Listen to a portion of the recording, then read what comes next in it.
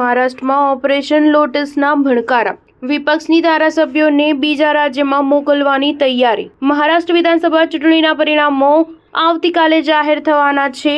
Active પોલ્સના અંદાજને ધ્યાનમાં લેતા સૌ કોઈ અસમંજસમાં મુકાયા છે। તેમાં પણ જો બંને ગઠબંધન પાસે 19-20ના તફાવતે બેઠકો આવી તો સરકાર બનાવવામાં અડચણો આવી શકે છે। મહાયુતિ અને મહાવિકાસ આઘાડી પોતાના સમર્થક પક્ષોના તમામ ધારાસભ્યોને જાળવી રાખવા એડીચોટીનું જોર લગાવી રહ્યા છે। ભાજપ સમર્થક ગઠબંધન ઓપરેશન લોટસ શરૂ કરે તેવી ભીતિ વિપક્ષમાં જોવા મળી છે। સંજય રાઉત, કોંગ્રેસ નેતા બાળાસાહેબ થોરાટ અને એનસીપી સપાના જયંત પાટીલે ગઈકાલે બેઠક યોજી આ મુદ્દે ચર્ચા કરી હતી।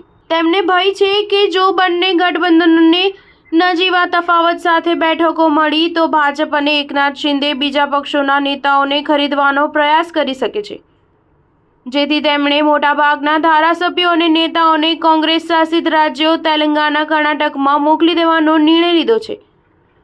ચૂંટણીના પરિણામો જાહેર થતાં જ શનિવાર સાંજે આ ધારાસભ્યોને રાજ્યની બહાર મોકલી દેવામાં આવશે। ધારાસભ્યોને બહારથી ત્યારે જ પાછા બોલાવવામાં આવશે જ્યારે સરકાર બનાવવાનો દાવો કોઈ એક ગઠબંધન દ્વારા રજૂ કરવામાં આવે।